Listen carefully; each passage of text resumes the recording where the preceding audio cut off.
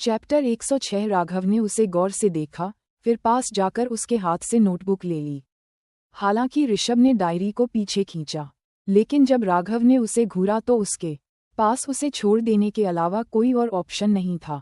Diary के सबसे पहले पेज पर बड़े सुंदर हैंडराइटिंग में लिखा हुआ था, ऑब्जर्वेशन डायरी। ये पढ़कर राघव के हार्टबीट तेज हो गई। उसने अगला पेज पलटा। अंदर लिखावट साफ और सुंदर थी। उसने लिखा था, प्रोफेसर राघव के लिए गिफ्ट। जैसे ही उसने आगे पढ़ा, उसकी एक्सप्रेशन तुरंत बदल गए। बिना एक शब्द कहे उसने नोटबुक बंद कर दी। सिया उसे ध्यान से देख रही थी और खुद को रोक नहीं सकी, लेकिन पूछ बैठी, यह क्या है? कुछ नहीं, यह मेरे लिए है, राघव ने कहा। उसकी आवाज़ शांत थी। उसने कुछ खास नहीं, बस वो हमें प्रोवोक करना चाहता है।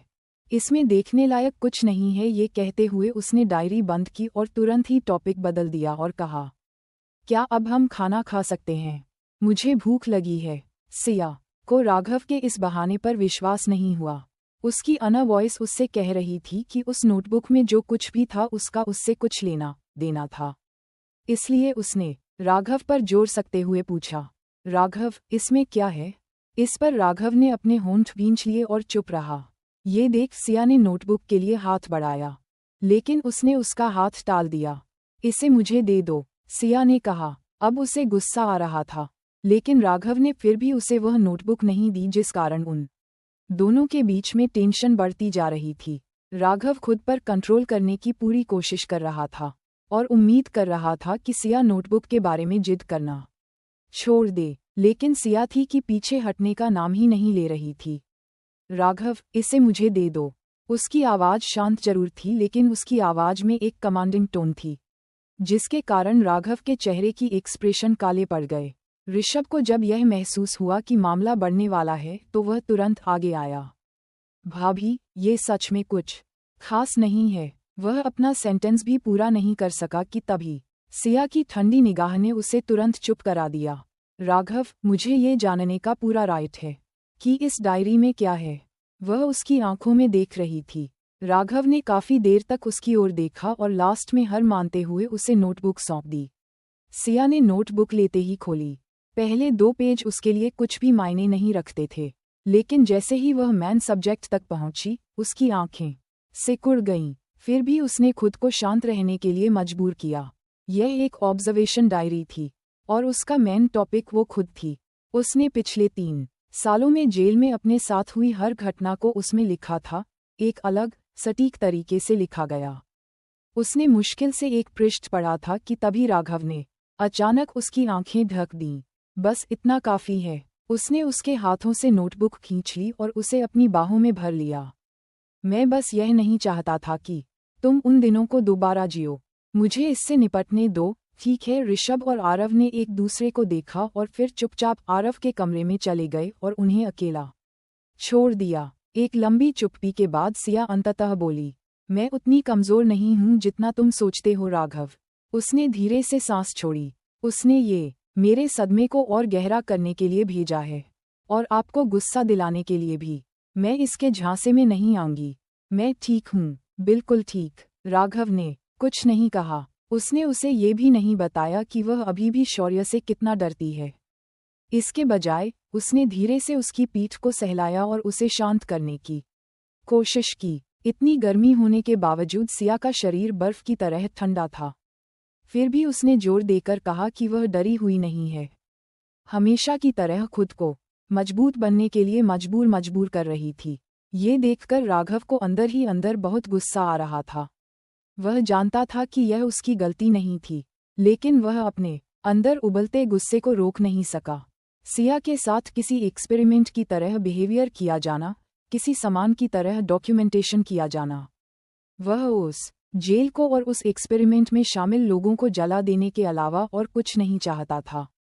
शौर्य अपनी चाल में सक्सेस हो गया था। उसको अच्छे से पता था कि उसकी कमजोरी क्या है और उसे बार कहाँ करना चाहिए। उसने राघव को गुस्सा दिल ही दिया। डिनर का माहौल खराब हो चुका था। रात के समय राघव ने सिया को अपनी बाहों में पकड़ लिया और उसे सुलाने की कोशिश करने लगा, लेकिन चाहे उसने कितनी भी कोशिश की, वह ऐसा नहीं कर सकी। हर बार जब वह अपनी आंखें बंद करती तो वे यादें वापस आ जाती। आखिरकार राघव ने धीरे से कहा, अगर तुम्हें नींद नहीं आ रही है तो कुछ और करते हैं। फिर उसने उसे अपने नीचे पलट दिया। आमतौर पर सियरा जल्दी ही हार मान लेती थी, लेकिन आज रात वह अलग थी। वो अपने डर से भाग रही थी, शायद इसीलिए आज वो डोमिनेटिंग थी। सिया के थक हर कर सो जाने के बाद राघव ने उसके माथे को चूमा और फिर दराज में छिपी नोटबुक को उठाया। यह उसके जीवन का वह हिस्सा था जहां वह नहीं था। 3 साल तक वह इसका खुलासा नहीं कर पाया था। पहले तो उसने उससे कहा था कि वह इसे खत्म कर देगा। उसने कोई प्रॉब्लम नहीं थी। वह जानता था कि वह नहीं चाहती थी कि वह इसे पढ़े। एक लंबी सोच के बाद उसने नोटबुक नीचे रख दी। फिर वह चुपचाप बिस्तर से उठकर कमरे से बाहर चला गया। जैसे ही वो बाहर निकला, सिया ने आंखें खोली की और उसे कमरे से बाहर जाते हुए देखा। सिया बिस्तर से उतरी और उसने चुपके से राघव को किचन की ओर जाते हुए देखा। उसने एग्जॉस्ट फैन चालू कर दिया। फिर बिना किसी हिचकिचाहट के उसने नोटबुक में आग लगा दी। उस पल सिया का दिल बैठ गया। उसकी आंखें में आंसू आ गए। वह सच में नहीं चाहती थी कि राघव उस नोटबुक को पढ़े। इसमें 3 साल का दर्द शामिल था। हालांकि उसने खुद उसे डायरी का केवल एक ही पेज पढ़ा था, लेकिन वह जानती थी शौर्य ने उसके हर एक दिन का, हर एक दर्द का, गए एक जख्म का अच्छे को अच्छे से लिखा होगा। उन 3 वर्षों में उसने जानवर से भी बदतर जीवन जिया था। वह कभी नहीं चाहती थी कि राघव ये देखे। चाहे उसे उस पर दया आती हो या नफरत होती हो, वह उसकी आंखों में कोई भी रिएक्शन नहीं देखना चाहती थी। वो उसे छुपकर जब तक देखती रही जब तक कि उस डायरी का आखिरी पन्ना रख में तब्दील नहीं हो गया। फिर वह जाकर बेड पर आंख बंद करके चुपचाप लेट गई। राघव उस डायरी की जली हुई रख को काफी देर तक देखता रहा। उसका चेहरा उस समय डार्क था। उसे बस इसे खोलना था और वह जान जाता कि सिया ने इन 3 वर्षों में क्या क्या झेला है। बेशक वह खुद पर कंट्रोल करना अच्छे से जानता हो, लेकिन इस बार वो अच्छे से समझ रहा था आगे वो इस डायरी को पढ़ लेता तो शायद वो खुद को जानवर बनने से रोक नहीं पाता। इसलिए इस बार उसने इसे जाने देने का फैसला किया। यदि सिया नहीं चाहती थी कि उसे पता चले तो वह ऐसा दिखावा करेगा कि उसे कभी पता ही नहीं चला। अगर कभी ऐसा दिन आया जब वह उसे बताना चाहेगी तो वह सुनेगा। यदि उसने ऐसा कभी नहीं किया तो वे 3 साल हमेशा के लिए दफन हो जाएंगे। ये सोचकर वो एक कड़वी हंस दिया। ये समय ऐसा है कि आज सिया उसके लिए किसी भी और चीज़ से ज़्यादा इम्पॉर्टेंट हो गई थी। जब वह उसके पास आया तो वह अब खुद नहीं था। वो उसके लिए अपने आप से भी समझौता करने को तैयार था।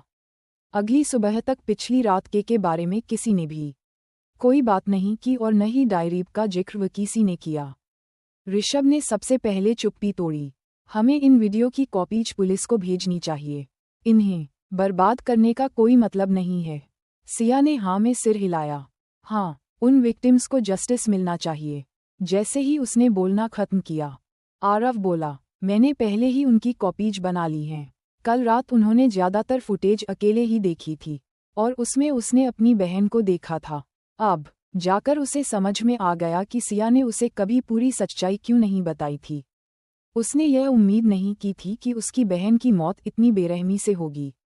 यदि उसे उस समय पता होता तो वह इसे संभाल नहीं पाता और शायद कुछ ऐसा कर जाता जो उसकी सोच से भी बाहर होता। लेकिन जो कुछ भी हुआ था उसके बाद वह अब मजबूत हो गया था, खुद को संभालना सीख गया था। इम्पल्सिव तरीके से काम करने से जस्टिस नहीं मिलेगा, केवल उन लोगों के लिए परेशानी होगी जो उसकी मदद करने की कोशिश कर रहे हैं। वह मरने से नहीं डरता था, लेकिन वह सिया और बाकी लोगों के लिए बोझ नहीं बनना चाहता था। आरव को अपनी थॉट्स में खोया देखकर सिया ने उसका कंधा थपथपाया। अब सब खत्म हो गया है। सच हमेशा सामने आता है। अब तुम्हारी बहन को न्याय जरूर मिलेगा और उन सभी को भी जो विक्टिम्स हैं। फिर उसने सबकी ओर देखकर कहा, आई थिंक मुझे समझ आ गया है, आखिर विहान ने अपने एक्सपेरिमेंट में उसे होने वाले लोगों को कहाँ रखा होगा। ऋषभ और आरव दोनों ये सुनकर एक्साइटेड हो गए और एक साथ बोले, कहाँ? स्पेशली ऋषभ, वह विहान के अन्य ठिकानों का पता लगाने की कोशिश कर रहा था, लेकिन अभी तक उसे कुछ नहीं मिला था। हालांकि राघव भी कुछ हद तक समझ गया और बोला, शायद उन्हें जमीन बेसमेंट में छुपाया गया है। बिल्कुल, सिया ने भी उसकी बात पर हाँ करते हुए कहा। कल रात उन्होंने एक सबूत को ध्यान से देखा था जिसमें एक क्लू मिला जो ये साबित करता था कि ये सारे इलीगल एक्सपेरिमेंट बेसमेंट की किसी मंजिल पर हो रहे हैं। एक्चुअली एनिमल एक्सपेरिमेंट बेसमेंट में किया जाता है। जब वो विहान के साथ उसे एक्सपेरिमेंट लैब गई थी तब उसे विहान जब बेसमेंट एनिमल एक्सपेरिमेंट लैब लेकर गया था तो उसे लगा था कि लिफ्ट एक और लेवल पर रुकी थी, लेकिन आंखें बंद होने के कारण उसे कुछ दिखाई नहीं दिया था, बल्कि उसने टाइम कैलकुलेट करके अंदाजा लगा लिया था। लेकिन लिफ्ट के नंबर सीरीज को देखकर वह कंफ्यूज हो गई थी। पर अब उसे समझ आ गया था, अगर ऐसा है तो वहां जरूर कोई सीढ़ियों वाला रास्ता होगा जिससे उस जगह पहुंचा जा सके। जिस पर राघव ने उस यूएसबी ड्राइव को उठाते हुए देखकर कहा, वह तो हमें जल्द ही पता चल जाएगा। लेकिन सबूतों को तुरंत पुलिस के पास भेजने के बजाय मेरे पास एक और प्लान है।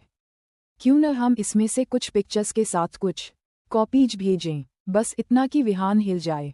इस दौरान अगर विहान ने लैब से कुछ भी ट्रांसफ़र करने की कोशिश की तो वह सही समय होगा जब पुलिस उसे पर अटैक कर सकती है। पिछले कुछ दिनों से विहान अच्छा महसूस कर रहा था। वापस सब पार्टनर उसके साथ काम करने के लिए सहमत हो गए थे। कंपनी भी स्टेबल हो रही थी। अब बस वो सिया को अपने पास लाना चाहता था। बेशक अभी भी एक प्रॉब्लम थी, राघव। काश राघव गायब हो जाता उसकी लाइफ से, जैसे शौर्य गायब होने वाला था। सिया लोगों को पकड़कर रखने वाली नहीं थी। राघव के चले जाने के बाद वह उसे एक तरफ फेंक देती थी। जैसे ही वह ये सोच रहा था, उसका असिस्टेंट अंदर आया। मिस्टर विहान, आपके लिए एक पैकेज अभी अभी आया है। इसे मिस्टर शौर्य ने भेजा है। उद्धरण चिन्ह। शौर्य। विहान ने भौहें चढ़ाईं। वह पागल अब तक क्या कर रहा था। उसने लिफाफा फाड़कर खोला और उसका चेहरा तुरंत बदल गया। होगा आगे जानने के लिए सुनते रहिए मेरी कहानी का अगला एपिसोड, और कमेंट करके बताइए मेरी स्टोरी आप लोगों को कैसी लगी। लाइक कीजिए, शेयर कीजिए, कमेंट कीजिए और सब्सक्राइब करना ना भूलिए।